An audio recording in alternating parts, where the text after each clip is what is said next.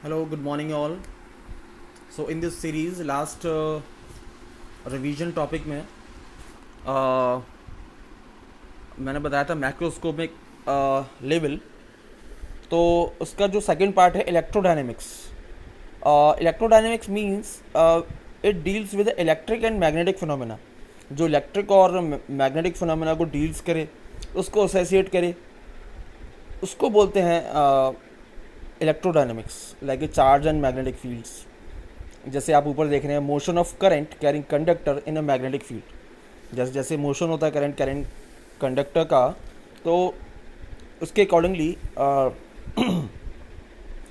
Magnetic field produce होती है किसी भी कोर के अंदर, अगर हम वायर वाउंड करें तो। और बी जो है response of circuit to an AC voltage, यानी कोई भी सर्किट एसी सिग्नल को कैसे रिस्पॉन्स करता है। ये एक माइक्रोस्कोपिक लेवल का एग्जांपल है। Then third one, propagation of radio waves in the ionosphere. Means कोई भी रेडियो वेव्स हैं, लाइक टेलीविज़न या मोबाइल वेव्स। सो ये वेव्स कहाँ जाती हैं अल्टीमेटली? पहले तो वो आयनोस्फेयर में स्ट्राइक करके, जो आपका ट्रांसमीटर है, ट्रांसमीटर आयनोस्फेयर में उसको भेजेगा, देन उससे वहाँ से टकरा के रिसीवर में आएगा। तो this is the propagation of radio waves. ये एग्जाम्पल हो गया। Now third one is optics. Optics deals with the phenomena involving light, यानी ऐसा फिनोमेना जहाँ पर हम लाइट की स्टडी करें। ये थर्ड पॉइंट है, जो कि इसका पहला पॉइंट है reflection and refraction of light. जैसे कि आपने 9th क्लास में पढ़ा होगा, dispersion of light through prism. Prism के थ्रू लाइट कैसे डिस्पर्स होती है ना, वेबिग्योर फॉर्म में। Then colour exhibited by thin film. जैसे आप वाटर है और उसके ऊपर कुछ ऑयल या ग्रीस डालते हैं, तो एक थिन फिल्म प्रोड्यूस होती है। Now thermodynamics 4, it deals with system in a macroscopic equilibrium and change in internal energy. अगर हम किसी में हीट के बारे में पढ़ रहे हैं, तो उसकी जो इंटरनल एनर्जी है किसी भी सिस्टम की, टेम्परेचर और एंट्रोपी। एंट्रोपी को हम ऐसे समझेंगे कि सपोज कीजिए कि कोई पेज हमने फाड़ा, और अगर हम उसे दोबारा वापस चिपकाने की कोशिश करेंगे तो क्या वो उसी फॉर्म में आ जाएगा? तो that is the concept of entropy, है ना। ये हम पढ़ेंगे 12th क्लास में। Now system under application external force और heat.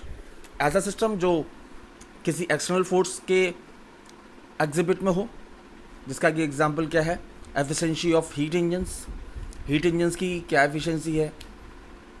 Direction of physical and chemical process.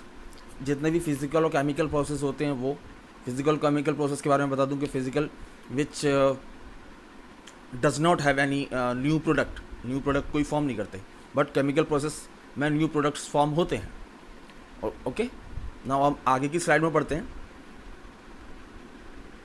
वहीं माइक्रोस्कोपिक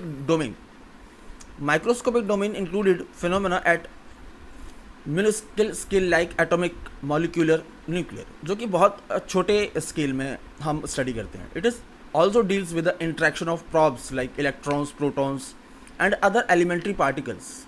यानी हम एटम के न्यूक्लियस में जो कॉन्स्टिट्यूशन है, like proton, neutron and electron, उनका एटॉमिक मास, मॉलिक्यूलर मास, उनके बारे में पढ़ते हैं, जो कि बहुत ही माइक्रोस्कोपिक लेवल में।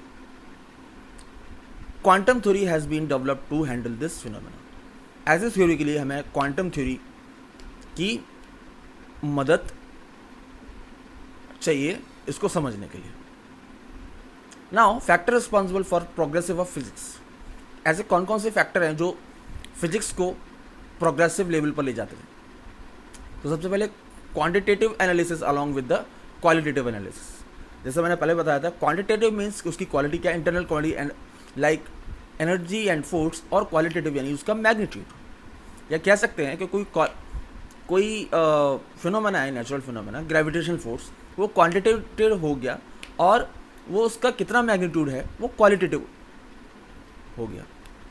या क्वांटिटेटिव मीन्स कितनी क्वांटिटी है उसकी, है ना, उल्टा बोल गया मैं, सॉरी। और क्वालिटेटिव मीन्स उसका मैग्नीट्यूड कितना है, okay. No application of universal laws in different context, यानी जितने भी लॉज हैं वो डिफरेंट जगह पर कैसे एप्लीकेबल हो रहे हैं, अलग अलग संदर्भ में कह सकते हैं। Approximation approach complex phenomena like broken down into collection of basic laws. Approximation होता है कि complex phenomena like temperature, pressure, और वो ब्रेक डाउन हो जाते हैं और कलेक्ट हो जाते हैं। This is the basic law. Extracting and focusing on essential feature of a phenomena, कोई स्पेशल फिनोमेना को एक्सट्रैक्ट करना एंड फोकसिंग करना उसी पर, this is the feature of physics. Now hypothesis, axiom and models. मैं आगे बढ़ा रहा हूँ slide.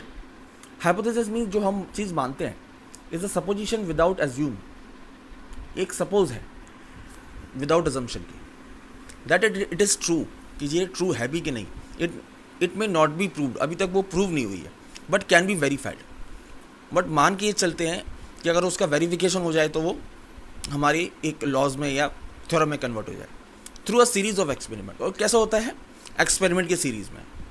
Now axiom is a self evident, यानी ये खुद का सेल्फ एविडेंट होता है कि हाँ ये पहले से ही है।